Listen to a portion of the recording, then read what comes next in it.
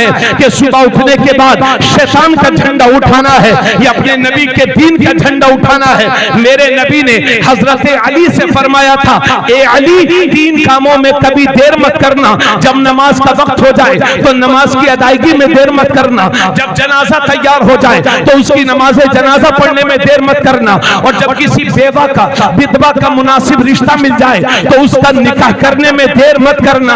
ये है मेरे नबी जो फरमा रहे हैं, विधवा का मुनासिब रिश्ता मिल जाए तो उसका निकाह करने में देर मत करना।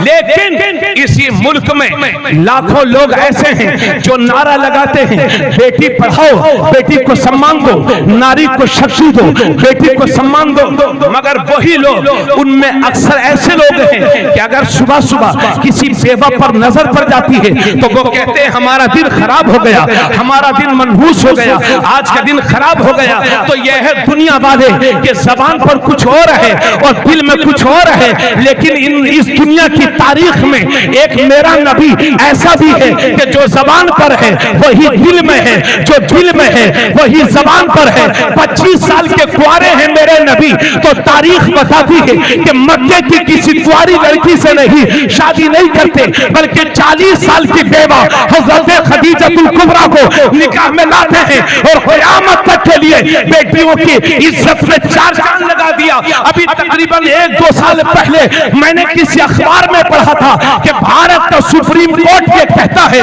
कि जिस तरह से बाप की जायदाद में उसके बेटों का हक है, इसी तरह से उसकी बेटियों का भी हक है।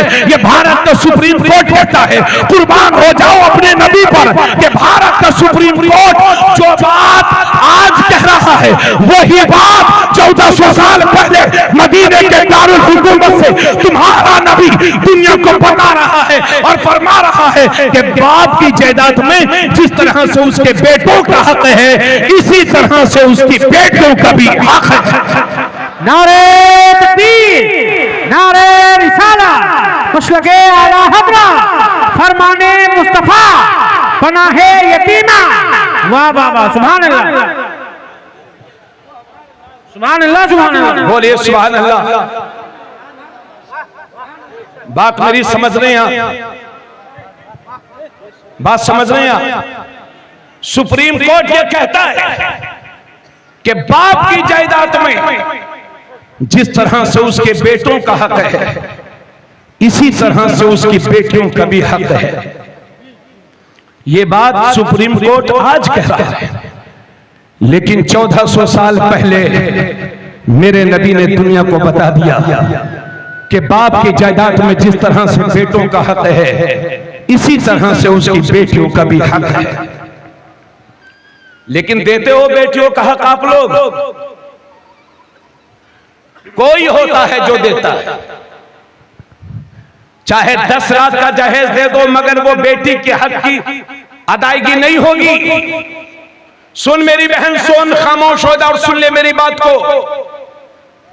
और ये बेटियां ही हैं जो जानती हैं हमारे बाप की जायदाद में हमारा शरई हक है, उसके बावजूद भी निकाह के बाद अपने बाप के गले से लग करके अपने घरों को रुखसत हो जाती है। वरना आप अपने बेटों से मना करिए कि बेटे तुझे जायदाद में हक नहीं दूंगा, तो कुछ भी मुमकिन है। मैं अखबार पढ़ता रहता हूं, उसमें पता चलता है कि बाप, बेटे ने बाप की हत्या कर दी। क्यों? कि बाप ने जायदाद में हिस्सा देने से मना कर दिया था। तो ये है बेटे और ये है बेटियां। इसलिए मैं 100 बातों की एक बात कहना चाहूंगा, ढकरवा वालों, इन जलसों को काम के लिए बनाओ, काम के लिए इस्तेमाल करो।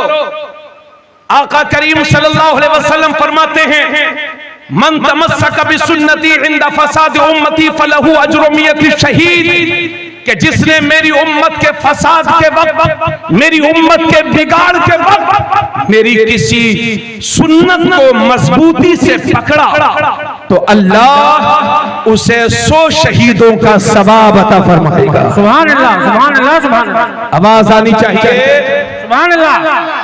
कितने शहीदों का सवाब? 100 शहीद। थोड़ा भाई साहब इको थोड़ा सा बंद कर देंगे। 100 शहीदों का सवाब। और दूसरी हदीस में आका फरमाते हैं, जिसने मेरी किसी सुन्नत को जिंदा किया गोया कि उसने मुझे जिंदा किया, और जिसने मुझे जिंदा किया क़यामत के दिन जन्नत में वो मेरे साथ दाखिल होगा। वाह वाह वाह वाह, सुभान अल्लाह। और सुन्नतें तो हुजूर की बहुत हैं, मगर आज के जमाने में एक सबसे मजलूम सुन्नत, हजरत इजाजत चाहूंगा थोड़ी देर सुनिए, और थोड़ी देर है।